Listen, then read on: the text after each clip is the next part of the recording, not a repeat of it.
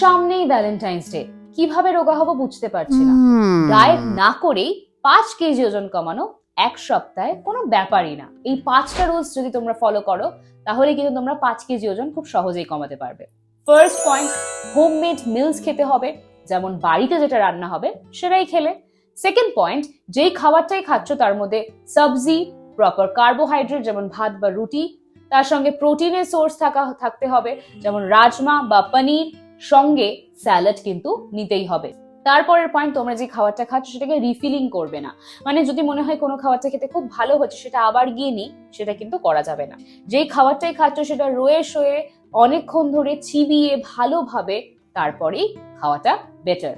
এই প্রত্যেকটা rules follow করার সঙ্গে সঙ্গে 4 থেকে 5 লিটার অফ ওয়াটার যদি তোমরা খাও তাহলে দেখবে ওজন কমানো কোনো ব্যাপারই না। তো এই কটা রুলস তোমরা ফলো করো, যদি ওজন কমে অবশ্যই কমেন্ট করে জানিও। সাবস্ক্রাইব করতে ভুলো না।